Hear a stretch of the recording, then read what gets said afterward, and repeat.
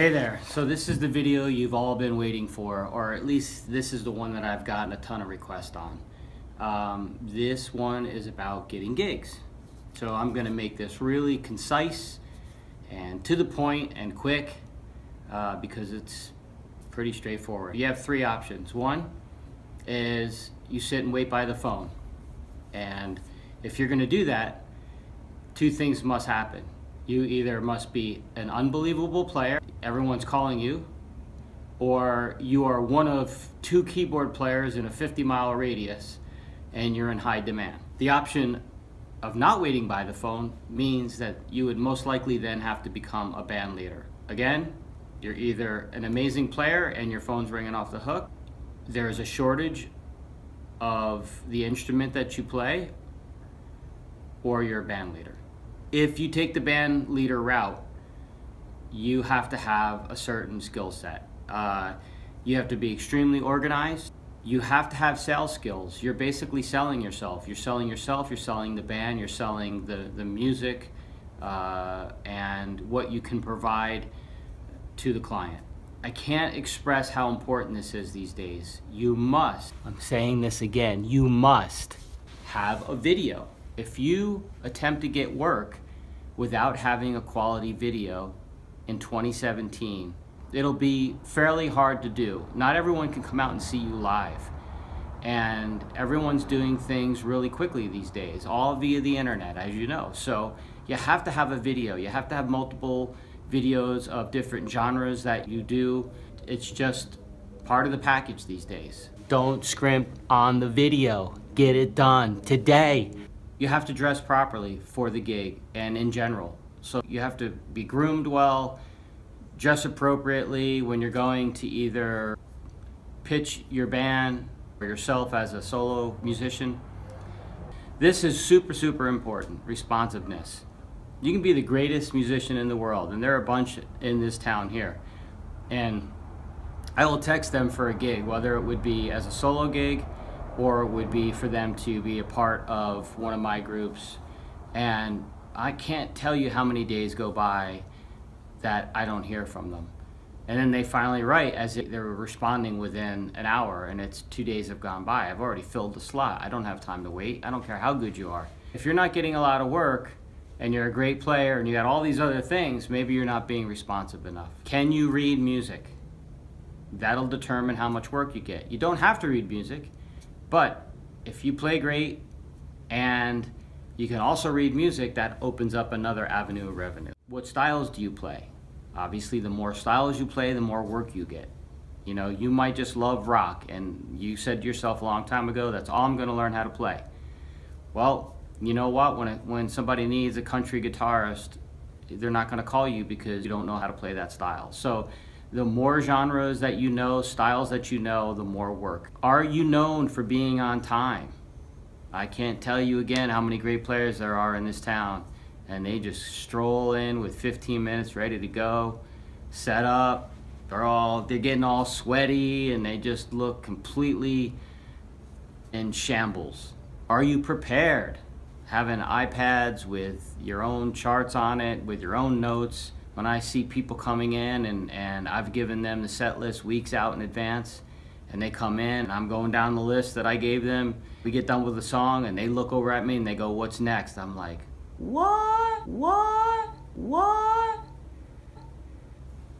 I'm like, dude, you're killing me. I gave you the set list. You should have it in your iPad somewhere.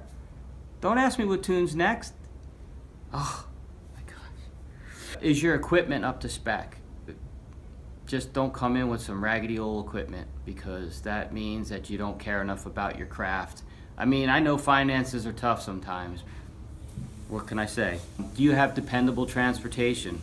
It's something you still have to make sure you have. I can't be thinking that 5 minutes to a gig, and I know you're driving a 1970 Toyota Corolla, I'm gonna start getting nervous. Don't make me nervous, because that makes me crazy. I'm digging this rocking chair. All right, anyhow, can you play a gig without having to drink? As a band leader or as management at a resort, if it seems playing a gig and having to drink alcohol have to go in hand for you, that's gonna cause problems at some point. At least I think. If you can just somehow hang in there for the 4 hours of the gig, from the time you set up to it ends, or the 5 hours if it's a wedding or a larger corporate event. But it's caused people to not get phone calls, because as a band leader I would get nervous if you're someone who I have to keep an eye on at the gig based on past drinking issues. Can you set aside your ego for the music? Man, this is huge. Can you just come in and play the gig for what the gig is and do justice to the music, and not be there saying, hey, this is me, look at the chops that I have? Can you play soft? There are so many musicians that cannot play soft. They can't play soft. It kills me, and I don't know what to do about it.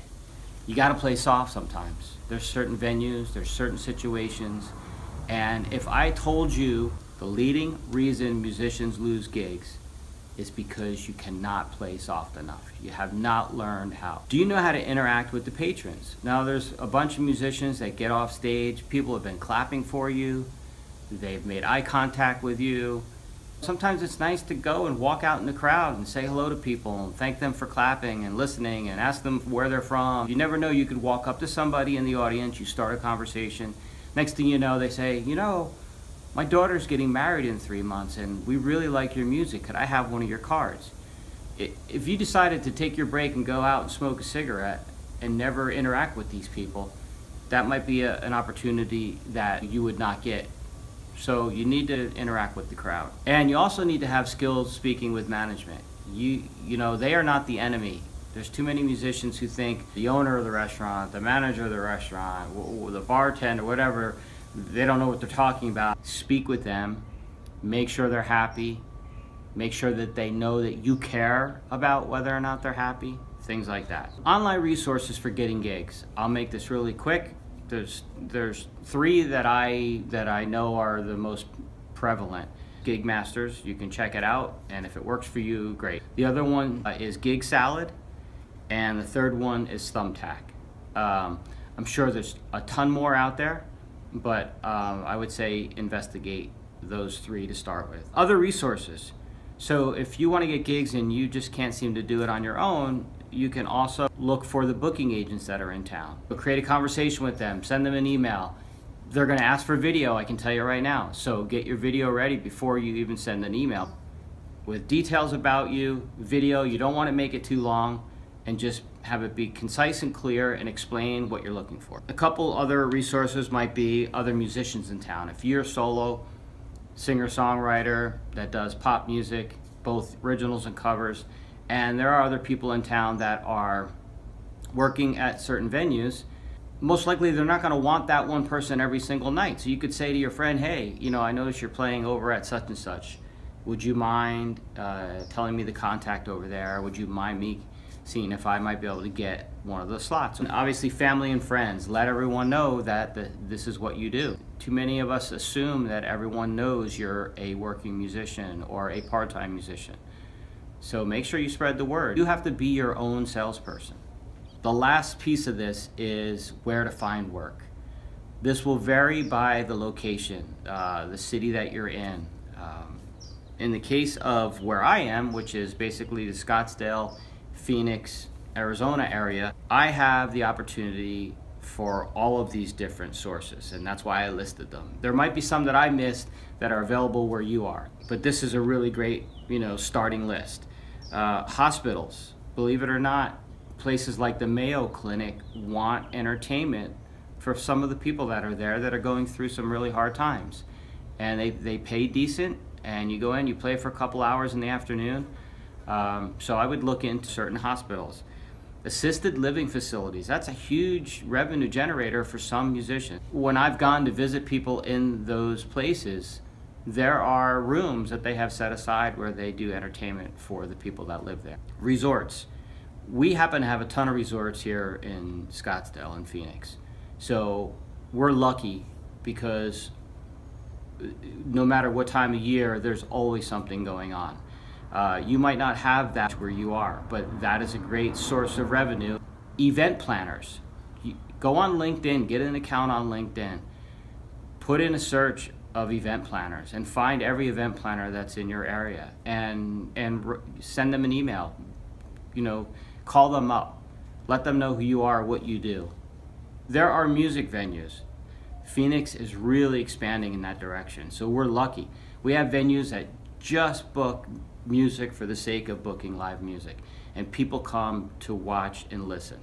Private and corporate events, so those for me are any corporations that have their sales meetings, cocktail hours before an awards banquet, weddings, and any other sort of celebrations.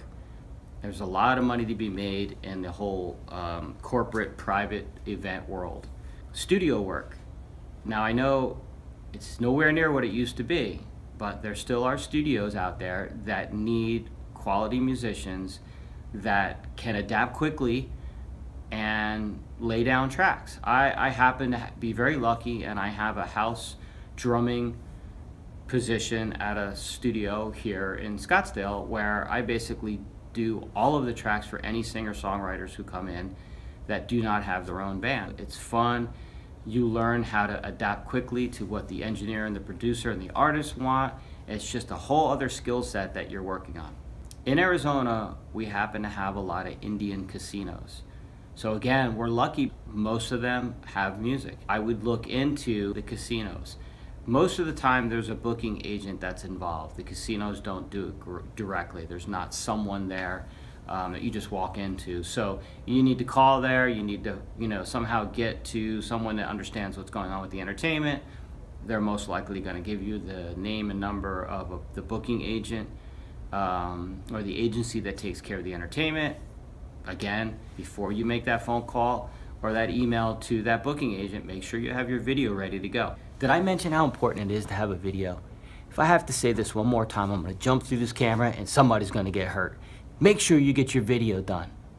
Man, sports bars that have a bunch of TVs hanging, but on the weekends they like to have entertainment. And yes, you battle with the TVs, you battle with sporting events. The music is completely a secondary thought. But hey, did I start there, and did I do a bunch of sports bars and over time? Absolutely. So I would not I would not look away at any source of revenue until you find the spot that you like the most and you're generating enough as a musician. Thanks again. I appreciate all the comments. Please subscribe, click the button wherever it is on the screen. I don't know where I put it. I think I put it down here. It might be up here. I don't know. I can't keep track of these things. I'm sorry. All right, thanks for watching. Love you guys. Peace.